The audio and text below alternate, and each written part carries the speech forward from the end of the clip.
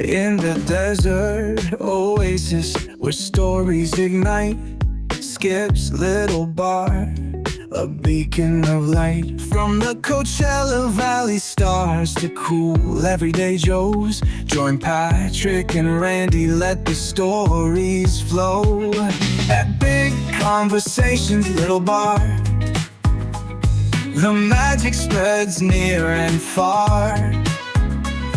Backed by the McCallum Theater's grace, celebrate the voices that shape this place.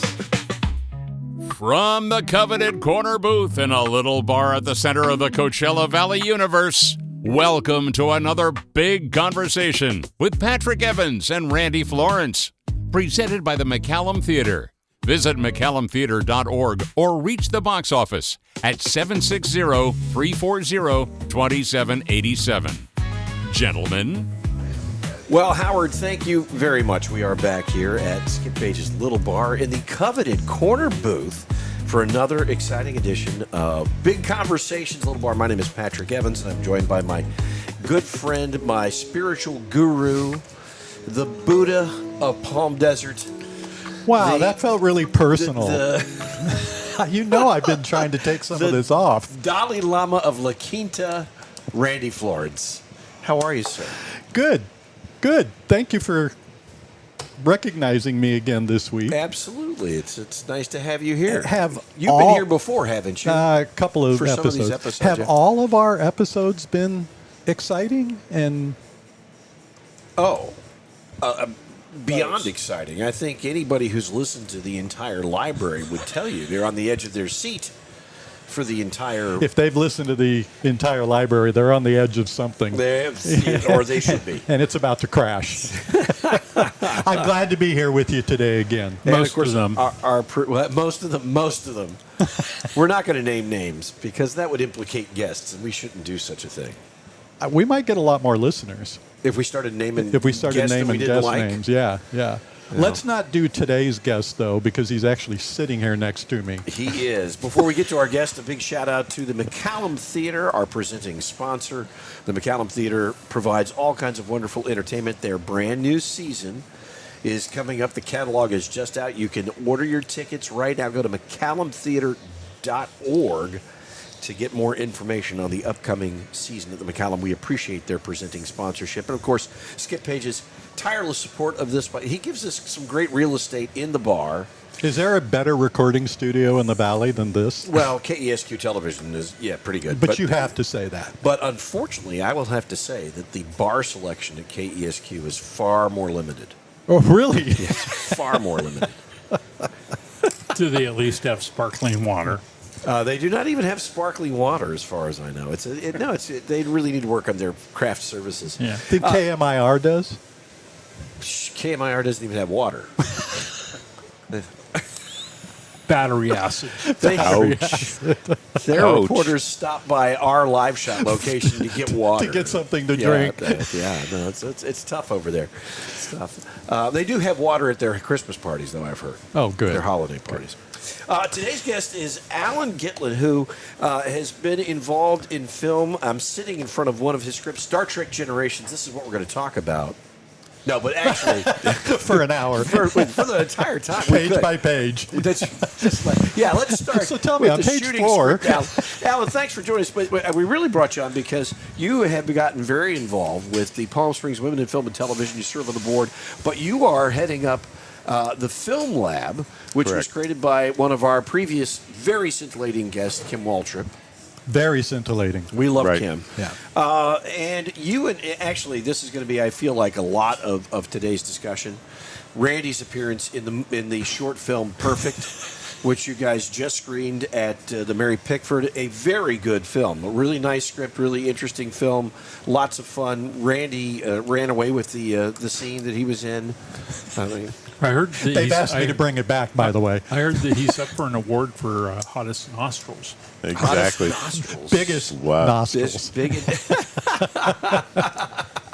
It was kind of weird seeing him up there on the screen. But you have to deal with that all the time. Have you ever looked at yourself on camera and thought, oh, my God, why did I wear that?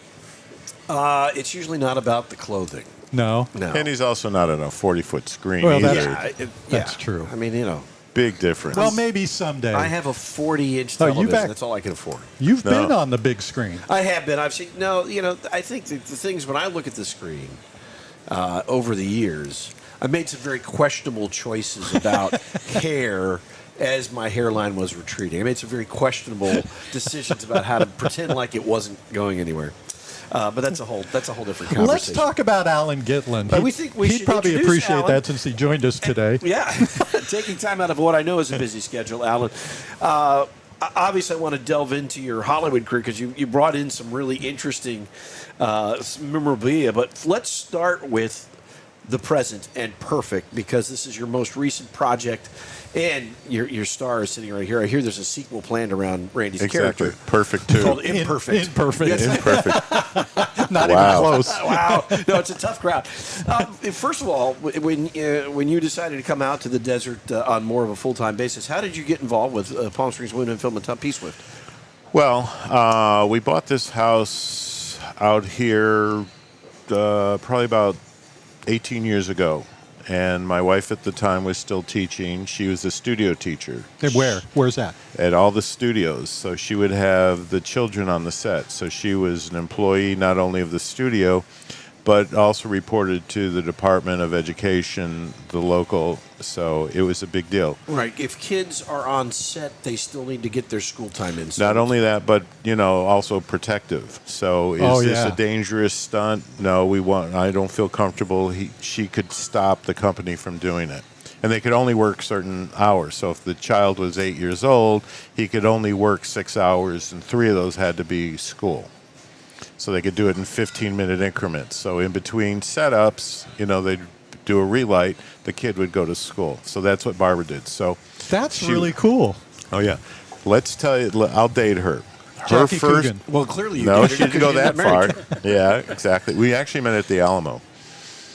Really? Yes, we were doing a movie. I was living in Dallas at the time, and she was escorting a California kid that went to the Alamo. There's a facade outside of San Antonio that they actually shot the Alamo. So we were doing a TV movie with Brian Keith, James Arness, Raul Julia, Oh, my gosh. David Ogden Stiers. It was a very well done piece. So we met, we became friends, and we were friends for a long time. And then 4 years later, we started dating.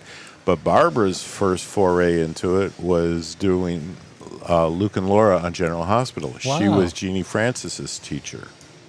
So that's how far back it dates. And we've maintained a friendship through the years. Her husband, Jonathan Frakes, and I worked on this film, Generations, and then we did many episodes together of either Voyager or Deep Space Nine. Wow. How did she get into that? She was a teacher, and her husband at the time was a UPM at ABC and did like Dick Clark stuff. And he says, I just paid a woman to teach the child. You should do it. And next thing she knows, she was doing, General Hospital. So you have to be credentialed. Jeannie she grew up on that show. Oh, yeah. She's still on it. Yeah. Yeah. You on it this week? Yeah, I'm on it. Have you grown up yet? Yeah, exactly. She's the mayor of that town, whatever the town was. That's so fun. I still remember Luke and Laura. Is it Oh, yeah. Springfield? It's got to be Springfield. I don't No, know. it's another name. Yeah. Springsteen. No, it's No, not. no, no, no. Stop it. But you glossed over the fact that Jeannie is married to Jonathan Frakes, who is Commander Riker, now Captain Riker on Star Trek. Exactly. I didn't know it, or I Yes. wouldn't have You glossed didn't over do your it. research. No, I This did. is- this is I have primarily- all these Chewbacca notes. This is primarily a Star Trek episode. Exactly.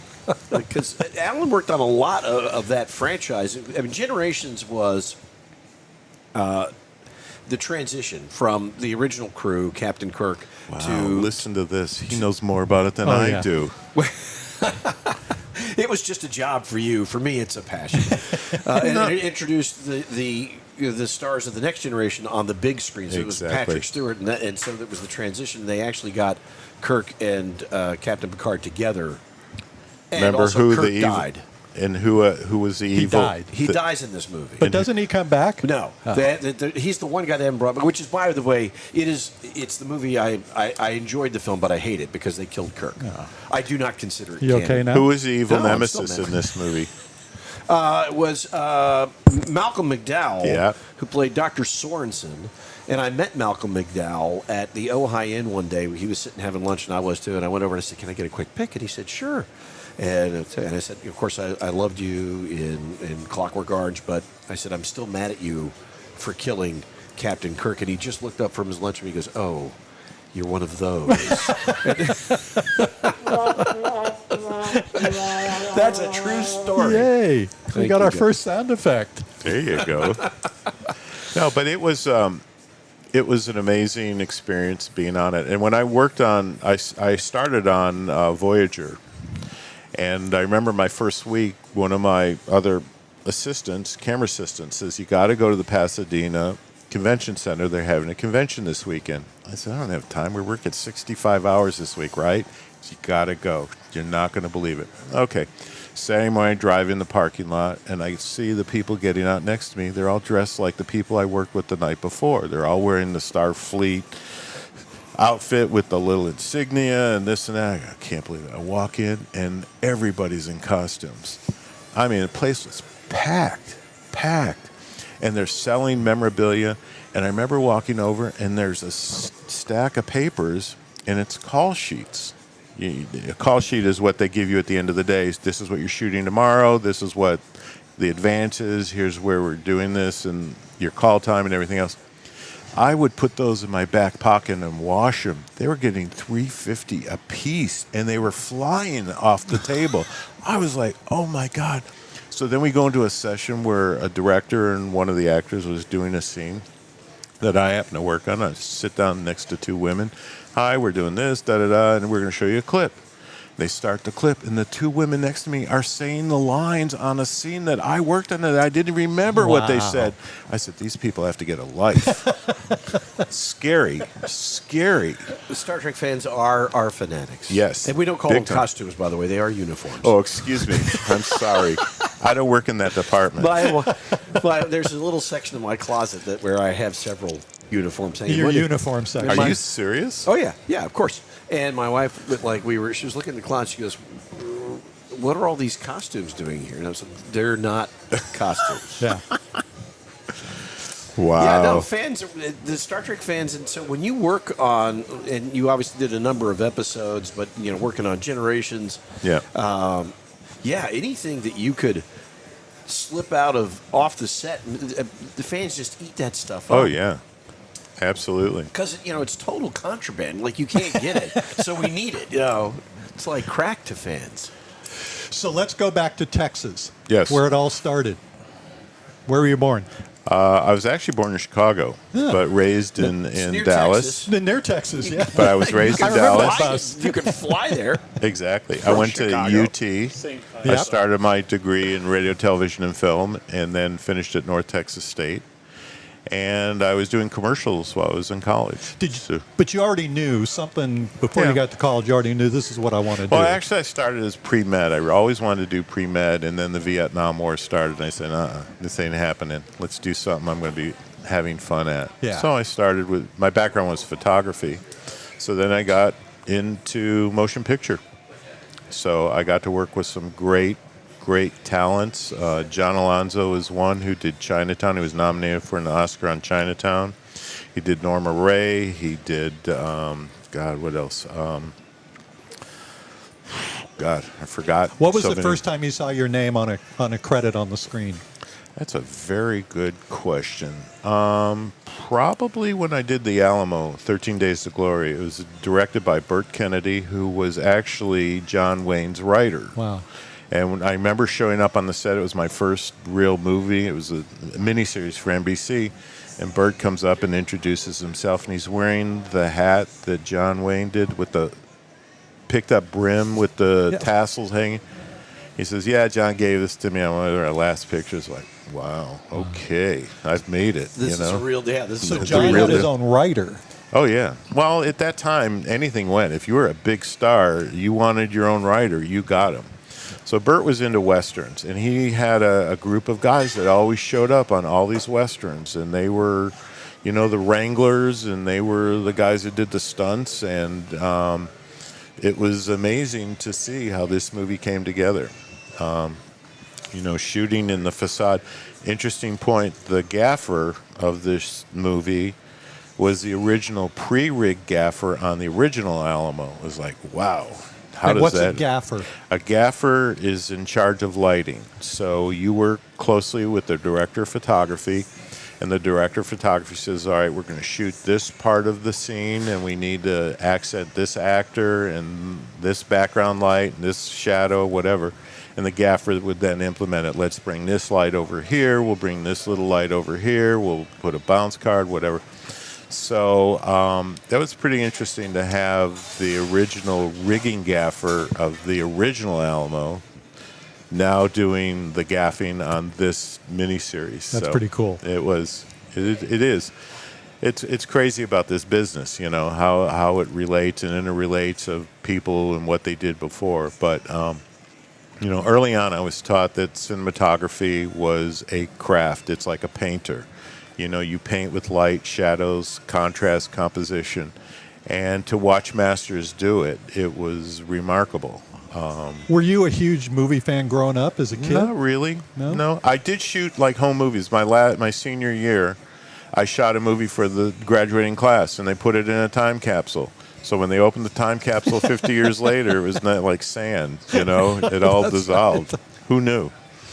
They put it on a cassette tape. Yeah, the cassette tapes didn't exist then, back when I shot this. So that was in '71. Yeah.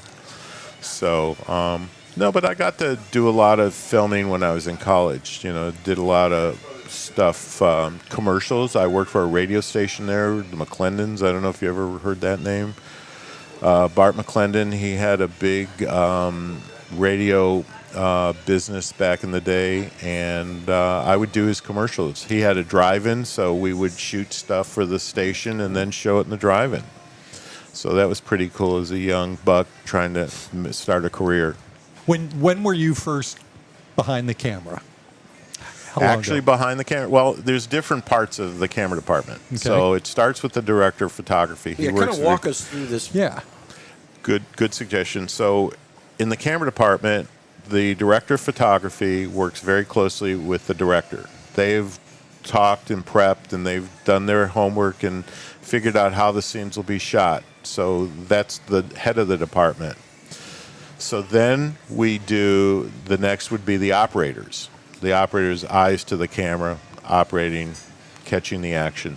Then with the operator is the first assistant. He is pulling focus. He is loading the cameras, making sure the camera batteries are set, that the aperture's set, that the filtration's set. Because in the days of film, you had to be very careful of how the exposures were done. So that it was done both with aperture and filters. So if you're shooting a tungsten film outside during the day, you had to put an orange filter in front to correct it. So that was always my responsibility as the head of the department as the key assistant. Then I had a second assistant who would be responsible for the equipment on the set, where the lenses were, in the middle. You'd get asked for a lens. You had to do a lens change very quickly, or another mag, the slate, the paperwork. And then you had a loader that was usually at the truck who was loading the film, especially if you had two cameras. And most shows had two cameras, an A camera and a B camera. A camera was always the wide. The B camera was catching a close-up. So then they would have it in sync, and then they turn around and do the coverage in the reverse. So when I'm watching those credits at the end of the movie, and I'm seeing 1,000 people in there, are they all doing something? Oh, absolutely. But now with digital, you're seeing a lot of the artists that are listed. Right. And then, like a big effects movie, they probably hire 5 different effects companies, one in India, one in China, one in Australia, and they're all allocated a portion that will then ultimately come together in the final cut. So, yes. And who's responsible for putting that all together? The producer? Well, the producer will work with a line producer and a unit production manager, and they're responsible for the budget and the allocation of funds, or the interface with if it's a studio picture or an independent, depending on how the financing was set up. And they would coordinate. And, the real magic happens in the editing room. It's one thing to capture good stuff on the set, get it in the can, But when you start going through and you start telling the story in the editing room, it's magic. Just like in Perfect when we started putting together. You know, to be quite honest, I wasn't too thrilled about the script because it was a competition, so people voted on it. So it was kind of like, here's the script, make this a good movie. So, Brandy's in it. what can I say? But I will tell you, though, you're getting a spinoff. Your character is exactly getting it's going to be in the sequel. I'm working on a treatment of that right now. Can I have smaller nostrils? There you go. We'll shoot up on it. We're going to fix God damn it! I told you guys. We're going to fix that in post. Exactly. We're going to Industrial Light Magic. Post Their entire nostril. nostril. No, team my is gonna be producing organized. partner. Well, he's the one who did all the effects in the other one, Exit Interview, Yeah. where all those There were those some really digital. cool Really, yeah, effects in that's that also one. a great short. They screened both of these shorts, and I mean, two very different movies, but that Exit Interview, a lot of pretty heavy special effects. Not only that, how timely was that message? The day after, I think in the New York Times, there was a huge article about a embryo that had a birth defect, and they corrected it, and the baby was born normal. Gene editing. It was like, oh my God, Wow, art that's what the imitating movie life. was. Yeah. So it was interesting, you know, and it made the festivals around the world, and I think it resonated too impactfully. I think the people didn't want to face it. I had somebody come up after the screening and said, "Wow, that's a scary It was thing. just too uncomfortable. Uncomfortable for them. for them." It's like, well, you know, And we try never to have a film be uncomfortable. really, We don't want to Okay. bring out any emotions in people. Now, with Perfect, you were co-director, correct? No. Laura Lee, Laura Lee and Gina. That's right, Gina was- Gina was, I forgot, Carter. Car- Whatever. No, they were doing. We had another director, and she dropped out. And I convinced Laura Lee that, you know, with your journalistic background, you've been doing this for 25 years, telling stories. It's the same thing. All you have to do is entertain. I have your back. I know how to do the coverage, get the performances. And she did an outstanding job. I'm so proud of what she was able to pull off with Gina. Absolutely. It was great. Laura Lee Jackson, who worked at KESQ and does film and work with us to this day. And she's in the Coachella Valley Journalism Hall of Fame. Oh, that's right. One of the most recent inductees. But she did a great job, and I really enjoyed the movie. It was such a kick just being on a set, and I know you've been there before on a movie set, but I felt like I had really lived the experience because I was there for 17 hours and worked for like 8 minutes.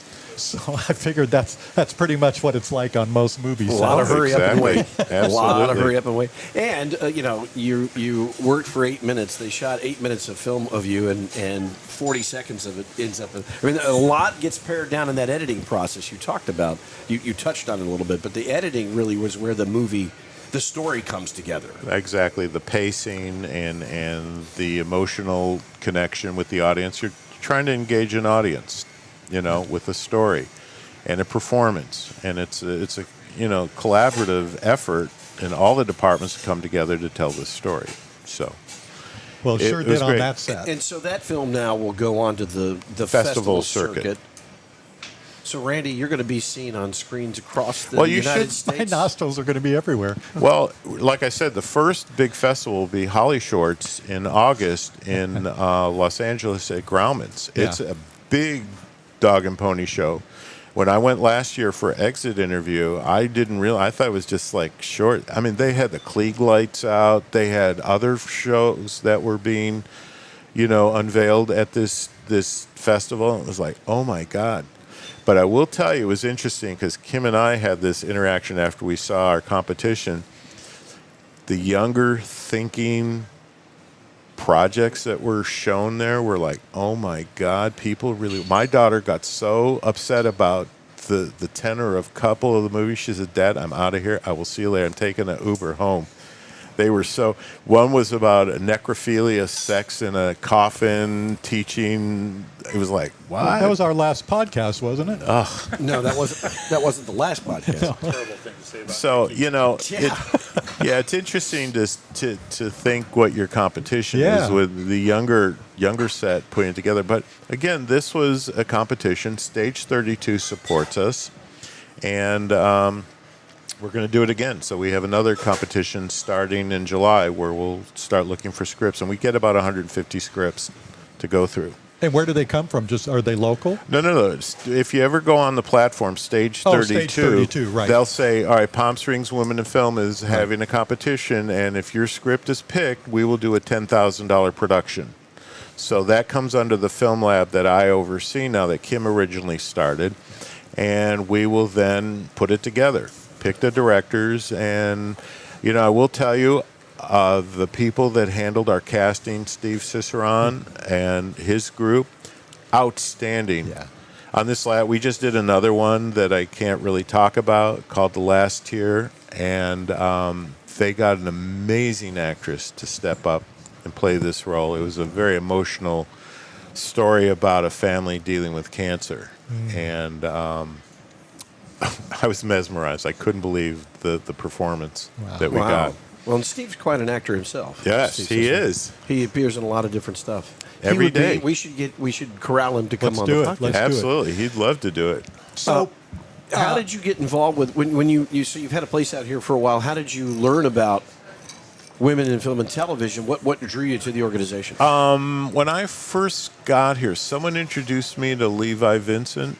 He does film permitting and extras Palm work Springs. inside Palm Springs. And we met. We liked each other. He says, wow. He says, you really have some really good credits. I said, thank you. I said, so, I'm on the retirement direction. And, if I can ever do anything, let me know. So then he says, I just got on the board of Palm Springs Women in Film. I think, you should join it. So I checked it out. Okay, another thing to do. So I did. So I was just a member. And then I think Kim saw my credits and she says, oh, I think maybe you should be on the board. Oh, okay. That was a year later. And, one of my mentors was a gentleman named Jack Green. I think I told you that story when we did the Ion on the Desert. He was Clint Eastwood's cameraman for many, many years. A wonderful man, brilliant with lighting. I mean, he was nominated for the movie, for the Academy Award for Impossible? No. What was it? It was a Western that Clint did. I forgot. But anyway. Unforgiven? Unforgiven. Yes. Thank God. He's a wizard here. So I did pickups with him before I got in the union, and I said, Jack, what a great time. You were wonderful. You were, encouraging, and, we just got everything done, and everything was efficient. Thank you very much. And he says, well, I like to see new talent, because I wasn't in the union. I had just moved to L.A. And I said, oh. He said, when I first got in the business, he said, one of my mentors said that when you get, you achieve success and you've come towards the end of your career, you have to give back to the community. So that's something that I've always done. Even when I was in the union, I used to teach. I went and guest taught at Baylor University. I taught at USC. Wow. I taught at a bunch of different schools. I went to Hong Kong to teach. I'm friends with several filmmakers there. So I just felt that it was unique to have the opportunity to give back, to see the younger people coming up in the industry. And that's why, when Laura Lee shanghaied me to teach, this is a way of giving back. Yeah. And I like to see when the spark goes off and see them understand what it's like to really become an artist and use the tools that you have available. Were you surprised at all about the number of people in this valley that had some sort of a hand in the industry? Interesting. My last series I did at Warner Brothers was called American Woman. And the producer lived out here, John Riggi, R-I-G-G-I. And he says, yeah, it's great. I run into everybody out here. Yeah. I'm like, oh, wow, okay. So yeah, he kind of clued me in. He said, "There's a lot of people out here, talent out here that live out here. You know, this is a great way to get away from. You know, I had to go to L.A. last week. In fact, to return the cameras that we did on the last film, and I'm in Burbank going, why am I here? 3 light cycles to get past. You know, Olive Street. It was like, wow, I can't wait to get home. Yeah. So." Well, that's what you're doing now. The Palm Springs Women in Film and Television, and Perfect's going to start making the festival circuit. We're going to take a quick break. We're going to acknowledge our presenting sponsor, McCallum Theater. We'll come back. You mentioned you have a very, very long list. In fact, I asked him about this, and he goes, "Yeah, I did it." Like he can't remember all the movies. I've looked at there's some big films on that list. Big films. We're going to talk more about your work in Hollywood when we come back after this message from the McCallum Theater.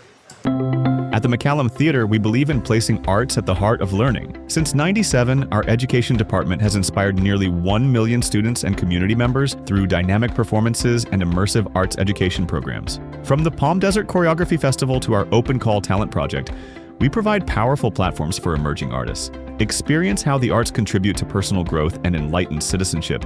Your entertainment, your theater, the McCallum Theater. Learn more at mccallumtheater.org.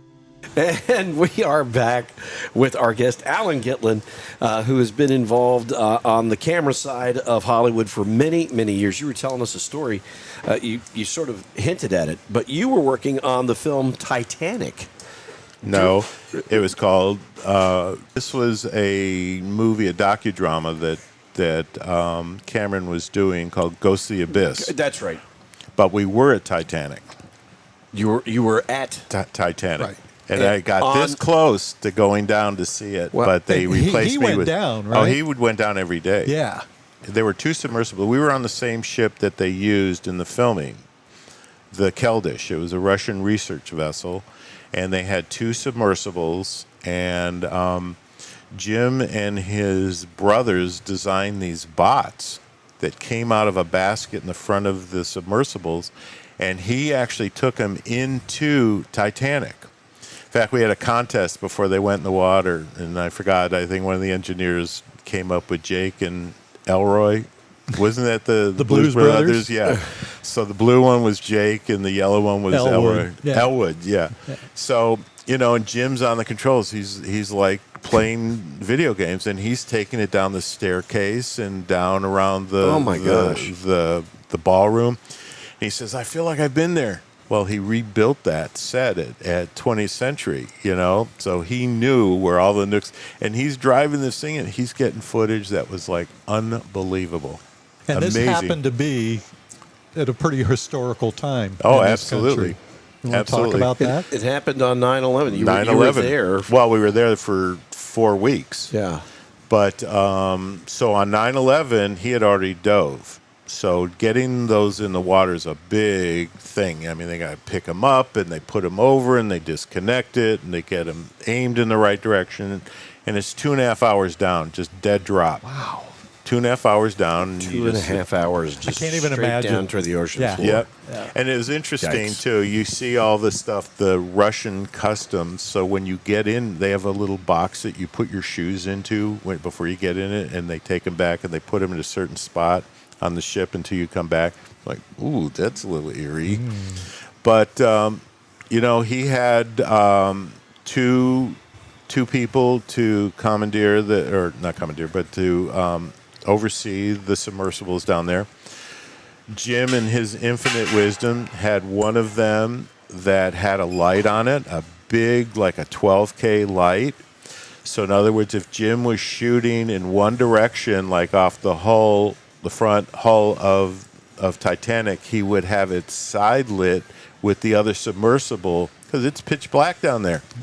Unbelievable how well he did in getting this footage. And it was amazing. If you ever get a chance to look at it, he originally shot it in 3D. Wow. Oh, yeah. It was, you know, when we were doing stuff on the ship where he was, you know, in conversations of, you know, we're going to shoot this tomorrow, we're going to shoot this. I would be pulling what they called convergence. And in early 3D capture, what you're doing is you're taking the 2 eyes that you're shooting with, and you're trying to put the where the 3D is in the frame. So in other words, if I was shooting you, I would be looking at it and putting the two eyes together so the 3D would be right on your eyes and you'd be in focus. So this happened not only on the down on at Titanic, but any of the topside footage that we shot. So it was pretty so you're amazing up on system. the boat. and Yeah, you I guys never hear got to this go down. news. No, when he went down, we were waiting. That's why I said I showed you the cups. Yeah. So we would do artwork, and I happened to do that one cup that everybody did. These cups. It was a 16-ounce styrofoam cup. Show them to our camera. Okay. So when you finished your artwork, you would give it to the pilot who was driving the submersible, and you would put it on a little bag outside, and it would be So that was a 16-ounce cup. 16-ounce cup, so 3 times the size. So the pressure below the Being the outside surface, at all the way down, 13,000 feet. it would compress that cup to that size. That's correct. And I was That's just fooling crazy. around the That's day really before, crazy. and then this went down at 9/11, and it came back up. So, of course, later in the night after everything happened, we're seeing, satellite footage of the towers going down. They go, "Oh, here's your cup, by the way." I was like, Oh, jeez. "Wow, okay." So you were kind of like in the middle of the ocean. Oh, yeah. And detached. So how did you get the? It's a crazy story. First of all, Jim travels with security. He's well known, so he's definitely had a security detail with him. I think the guy was a SEAL. We all became friends. Good guy. But we were looking at footage, and we thought someone was pranking us because we had really kind of crappy video coming that was like satellite stuff. But then Jim's guys are on the back. Do you remember where the old lady threw the ring off, at the back of the ship? yeah. The fan tail there at the back. They're all on these guys, something we should know about, and they're talking to L.A. and this going on, and they whoa. So the thing was, the executive producer was with us. He would shoot the second unit stuff, and he said we were deciding, do we call Jim up, 2.5 hours down, it's another 2.5 hours up, and they basically said, no, wait until he comes up. So later that night, he finally came up about 7:30, and Bill Paxton, who was the actor on this, went and met him. He climbed up the gangway to the submersible where the hatch was, where they would enter and exit. And he says to Jim, New York City was attacked. 2 buildings went down, and Jim is like, oh my God, really? Because we were supposed to finish at Titanic and go on and do the Bismarck out of Southampton, and we canceled that part. So it was like, Jim says, all right, stop filming. We're going to have to figure this out. And we went into the mess hall, and we started figuring out what was going to happen. So That's a crazy story. Oh, it was. Wait, a great story at the end of this. So we ended up going into Halifax to disembark. Yeah. They had all this equipment. They had a crane there to pull the special equipment off and stuff like that. So we go into the cemetery where all of the people they were able to gather from the sea and recover and buried them there. The shipping company buried them there. So we're I've filming. been to that cemetery. Yeah, it's right overlooking the bay. Mm-hmm. So we're filming, and I'm right next to Jim, and we're filming, and he says, I want to get in before this elder hostile group comes off of a cruise ship. There were 3 cruise ships in line in the bay. And so we get in, we shoot. So, and all right, here comes this first elder hostile group, and, they're all 65, 70-year-olds coming, and Jim's filming them. And the tour guide was very flip about this. And he said, this tour guide's back's to us. He said, and here's the grave of Jack whatever. This is the role that Leo DiCaprio played. And he says, Leo should be buried here instead of this guy. And Cameron says, what the F did he just say? And throws the camera at me, and I catch it. And he walks over, and the guy doesn't see him walking over. His back's to us, and he taps him on the shoulder, and he says, "Hi, I'm James Cameron." Now, figure there's 60 elder hostiles standing there, and James Cameron comes over and taps this guy on the shoulder. He says, "Hi, next time I see Leo, I'll tell him what you thought of his performance." And walk back, and he high-fives me when he walks past me, and he says, "That felt like Annie Hall." Remember when he that Marshall McLuhan line? It was like, oh, my God. It only happened because I was with Jim. That's crazy. That was. It's a very moving cemetery. I mean, it's remarkable. And, well, the family, the mother with the two kids there, it's like, woo. No, it's So well, let's any go tragedy. back to the films. What's the biggest budget film you've been on? Well, I remember when I got hired to do Ali with Michael Mann. I remember we were at Panavision prepping the 8 cameras, and our rental agent came out and he said, "This is the biggest budget camera department I've done in a long time." And he's showing us. I said, "Okay, cool." But that was a really uncomfortable movie to work on. Michael Mann is a very interesting guy.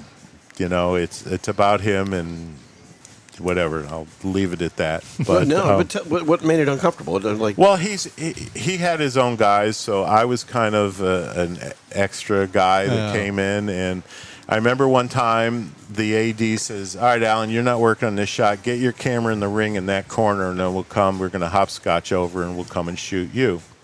So we're waiting 20 minutes, 30 minutes. Here comes Michael and the entourage after they finish this other shot. "What the F is your camera doing in the ring?" "Well, we were told to go there." "No, you weren't." And the AD says, "I never told you that." And it was like, I mean, just stuff like that would go on instead of being on top of it. In fact, the studio wanted to fire the AD, and Michael Mann says, "You fire him, I'm going to." And it's like, oh, really? So it was just really uncomfortable. So I left that show, actually. Cameraman was Emmanuel Lubinski, Chivo. Great cameraman. Really good. In fact, I think he won an Academy Award for the movie he did after that. But, you know, I was pulling focus for Chivo in one of the ring shots, you know, where Ali's sparring. And he's got his phone in the ear. "Get me off this fucking movie." and I hear Michael in the headsets. "You got him, Chivo? You got him?" It was like, oh my God, really? So it was not pleasant. Not a great work environment. So I left the movie and I went on to Rush Hour 2. Okay. So that when had I to was be a little more fun. So I was prepping Rush Hour 2, and everyone said, "I heard you got fired off Ali." He says, "How long did you stay?" I said, 6 weeks. He said, "Oh, wow, you made a record." So anyway. Was that the hardest set you ever worked on? Not a matter hard, but when, you know, you're not in a groove where everything's just falling in place, it's very uncomfortable. You know, I'm there to do a job. I have an expertise just like the next person, and I'm there to make it work, to make sure the director gets what he needs, help the operator, help the director of photography. And when you're kind of like looked down at, it's like, why? Yeah. You know, this is not brain surgery. Well, you know, on that said, you know, these are union shops, for God's sake. Everybody's It doesn't make any difference. But everybody's a professional. Everybody knows Usually. their job. You know, like on Star Trek, everything played nicely. It was a TV director that did this one. Yeah. And Alonzo was like, you know, he needs some help. And I remember one day Sherry Lansing walking onto the set, and John did Chinatown with her. And he said, you know, Sherry, he came up to me, he says, Sherry says, just babysit him, make sure, you know.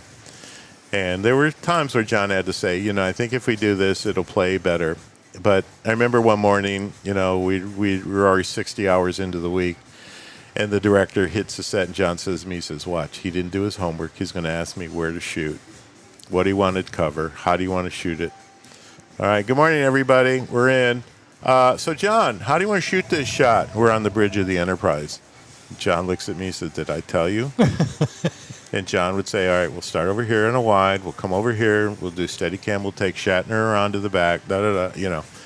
David Carson was the director. Yes, exactly. And so Generations was when Star Trek The Next Generation, that crew got their big screen Exactly. chance. And the series had come to an end, and It was a swan song for Shatner and that crew, and not everybody came back. It was only Shatner and the guy who played Scotty, the guy who played Chekhov. Chekhov and Scotty were in it, yeah. Because they couldn't get either Nimoy or DeForest Kelley to because they were tiny little roles. Really? Yeah, Right. they did, And they just wouldn't play them? no, because the main crew had a big send-off in Star Trek VI, The Undiscovered Country, and it was a really great farewell to that crew. Then they Yep. had this. I didn't love this movie for a lot of reasons. They really shoehorned Kirk into it, and then they kill him. What? Yeah. Yeah. Sorry if you Spoiler. haven't seen it. It came out in 1994, Randy. It's Yeah. not a spoiler It point. was, it was next to the queue. Yeah, really not a spoiler alert at this point. But yeah, and it was done through Paramount's television division. Wow, look at you with the details. This every time Star and Trek it's even stuff gets that I mentioned know on about this that I don't show. even Yeah. register to even say it. Yeah. Yeah, Rick Berman, who had executive produced the TV series, was Yep. in charge. It was very pivotal. And Peter, God, what was Peter's name? But he was also riding shotgun with Rick. So they were all a team. Do you have a sense for what you think your best work was? My best work. I did a movie with Michael Caine, Bob Hodgkins, and called Go See Abyss. God, I'm wiped. World War II, When Lions Roar. And it was the first time high def was used to record and film a story that aired on NBC as a miniseries. And they were not high def, they were still standard def, which meant it was a lower resolution that doesn't exist anymore. So it had to be shot in a way because when it had to do with the Malta Conference, and it was Churchill, it was Stalin, and it was FDR, and they would all play in their own environment. So like Stalin would talk to Churchill, why are they doing this? Da da da. So what we would do is we would film one of them, put the TV up for eyeline, and then they would perform to the TV. And then if he Using had the footage you shot. the footage we shot, we used it as eyeline so FDR could see where to talk. And it cut together beautifully. If you ever get a chance to watch it, it was amazing. And I'll never forget, we did it before we did Star Trek Generations. And I was with Alonzo, and we were in the bay off Santa Monica shooting the holodeck scene, on the ship. You remember that at the beginning? Yes, of course, yeah. And I hear, Gitlin, get over here. What? Get over here. And so I run to the back of the ship. I got my camera. We're doing handheld stuff of the crew and everybody. He says, they're going to try and put the film look on this. I can't believe it. We shot it a certain way. I said, John, I'm not. He says, but I'm mad. I said, okay, I get that. Thank you for So then telling on top of it, the movie gets nominated for Emmys. John gets nominated. The hair and makeup for the actors was phenomenal. The costuming, the sets were amazing. In fact, we had Roosevelt's grandchildren come in. They said, wow, this is like we're back in his White House. So anyways, the Emmys happen. John loses, but the lighting director that CBS made us use because we were on their lot won. Because how in the hell? I told him where to put the lights. How does he win? Oh, my God. I had to hear about that for a month after that. It was beautifully shot, though. You liked how that was. What are some of your favorite projects that you worked on? What else? Mission Impossible. I got to do second units on those. It was an interesting story. We were shooting what they call a double-up unit. So we were at the Rykoff building downtown off of Alameda. I don't know if you guys remember. It was a big warehouse for grocery distribution. It was empty. So we're shooting this big shoot-'em-up scene. So Tom would be at first unit. They'd shoot him, get done. All right, we're relighting. Then he'd come to our unit, and we would shoot this other scene and, finish that out. All right, Tom, we're ready for you at first unit. And we'd go back and forth. We did this for a week. So that Saturday night, I went out to dinner with some friends of mine. What are you working on? Oh, I'm working on Mission Impossible. Oh, really? Did Tom have the tent? I go, what? What? I said, how did you know about that? She says, I read People magazine. And he had a tent on the set that in between shots he would go to that he had his spiritual advisors with. And it was like, we were told, guys, low key, no one knows about this. And to be confronted with this, it's like, how did you know? I read People magazine. Everybody knew, apparently. Oh, that's crazy. crazy. That's scary stuff. But, interestingly enough, chill dude on set, loves the tech. Hey, guys, Alan, what am I shooting here? What are we getting? We're getting you here. Okay, good. All right. Do the shot. You'd go back over to the other side. And, once they're in that environment, they nurture those relationships, the real pros. Even Michael Caine. Michael Caine was like that, too. He wanted to know, what are we doing? How are we? He would always come to me because I was always on the camera, So Joe Sargent was an amazing director. He got so many Emmys for so many different TV movies and films. But, a lot of times the actors know that we have a rapport because we're working. You need to help me. If we're on a tight lens, don't do this. Just kind of so I can keep you in focus. So, those were the ones, those were great experiences. John Lithgow would say, hey, what do you got on me? I do this. And it was a cowboy. So, it gives them a comfortable feeling of knowing what they're doing. Cause, what's a cowboy? A cowboy is a waist up. What? Okay. 2 T's. All right. Middle chest. Yes. And then close up. Close up. All right. So those are the little hand signals, Randy, you want a lot of cowboy shots. That's what. Exactly. That's what you want. People have asked me not to be, my face not to be in the scene. Exactly. I actually did a small movie with Faye Dunaway. I did as a favor. John Alonzo asked me to do it for her. So she was directing. It was a Tennessee Williams story. I said, okay, I got a week off. I'll help her. So we're working. So I was the 8-camera operator on it. And long hours because, under budget, underfunded, and, they're trying to get it all done. So I'll never forget, it's 4 o'clock in the morning. I'm bringing this beautiful ingenue down the steps, very careful, bringing them down. And I'm on what they call wheels. It's not point and shoot. It was, you finesse it in so you don't see the moves. So we're on the third take, roll camera. She starts to come down and hears, I turn around, Faye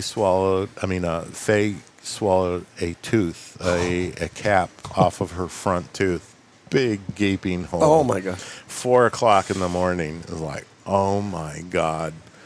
So, she says, okay, I think that's a wrap for tonight after 16 hours. So next day she came in, she had it fixed. But, those are those little things, Who are a couple of your favorite directors to work with and why? Well, Joe Sargent was amazing. He was really intricate in really evoking performances. That was a great one. Who else? Jonathan Frakes. He's a great director. Not only that, he's an actor who knows how to get a performance. And that's key because I think some directors come up through the ranks and they don't really know the interface that an actor has to go through, thinking of what he's having to deal with in front of all these people trying to give a performance. So I remember one night we were on Deep Space Nine. We had to be in our 14th hour, and LeVar Burton was directing. So the Steadicam operator, James, somehow, I don't know why, he says, LeVar comes out, did we get this coverage and was it all good? And he says, Geordie, I think we got it right. He says, okay, good. And everyone went, Geordie? He responded to his character name. Wow. And he says, it must be late because I responded. He says, next time you call me Kinta Kinta, he says, I'm not answering. So, Yeah, Frakes has become quite a prolific director. He's very good. In fact, we've got a project we're trying to put together right now. So. Very cool. Yeah. The other guy that I know you worked with because he was on Voyager, Duncan McNeil. Tom Paris, the guy who played Tom Paris. He's doing a lot of directing as well. Really? Yeah. No, our paths didn't cross once I left Star Trek. So, you never know. Anybody you really wanted to work with, you just didn't get the chance? Or have you worked with everybody You were on wanted that to? list, and now he's worked with you. Oh, Yeah, there you go. It topped it off you can retire here. now. Well, someone who I've been very close friends with for many years is Linda Gray, and she's a wonderful actress. And I can't say much, but I just finished doing a movie with her, and she was phenomenal. Gave a riveting performance. Still has it. Still has the chops. And it's just wonderful to see somebody like that. And we've known each other for a long, long time, and it's wonderful to work with someone like that. So Another one we need to get on the show. Oh, absolutely. Yeah. I Well, told she- Patrick I'll help She her. has indicated she would love to do it when she has time. So maybe when we roll this movie out, That would you'll be have the her. perfect time to get her on, both on Eye in the Desert and on our podcast. That would be tremendous. I'll keep you posted on that. Well, it's always special for me to come bring a guest in who has a long history with Star Trek. This is fun for me, but you have such a diverse history. But I love what you're doing with P. Swift. I think that's such an important idea. Kim came up with a great idea because when she stepped in, she's like, we should be making movies and making our members, Sure, exactly. learning how to do every aspect of it.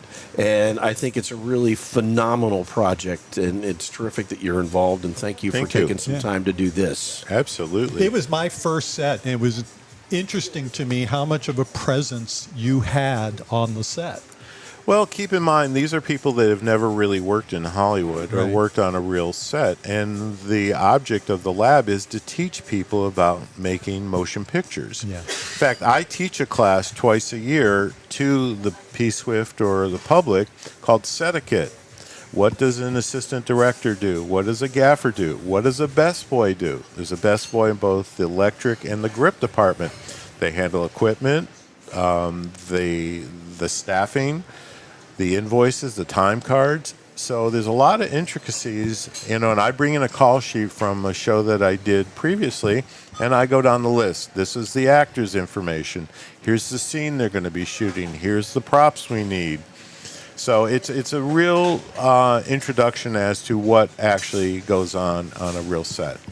It's awesome for you to give back. Yeah. And for Exactly. somebody who was their first time, thank you. Especially someone with the depth and breadth of your experience to impart that to these folks. Oh, yeah. And they get to see what it really was like to work on a set in a Hollywood environment, and that's what you bring to the table. And you brought it to our podcast today, and we are greatly appreciative. Alan Gitlin, you can look up his IMDb, and you'll be amazed at all of the movies that he's There's a worked lot on of over the movies. years.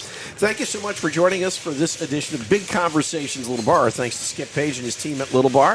Our thanks, of course, to the McCallum Theater, our presenting sponsor. Please be sure to get the catalog and start ordering your tickets for the upcoming season.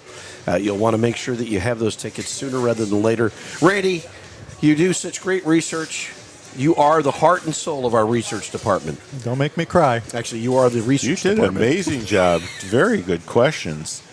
Oh, He, good. no, he really does. And of course, our producer John McMillan. Who's that McCulkin. guy? McCulkin. John Oh, let's just not go down that road. That's a painful, painful memory, Randy. You wound me. John McMillan, thank you very much. And we thank you, our audience. Remember to subscribe. I think that Randy his next movie should be as Nostradamus. Nostradamus. Yeah. And I can bring back my old porn name, Rock Hard, as Ouch. that's my new name. How's really? move right along? My understanding was you really couldn't bring that name back. That's You've been talking to my wife. we can edit this whole portion out. Good gracious. Hey, thank you guys. All of you. And again, Alan, thank you so much for My taking some time. pleasure. Thank you all. Remember to subscribe so you never miss another episode of Big Conversations Little Bar. I'm Patrick Evans. Meet your neighbors, fascinating and grand. Each conversation, a wave on the sand. Raise your glass and join the ride, where stories and dreams fully collide. At Big Conversations Little Bar, brought to you by McCallum, our guiding star. From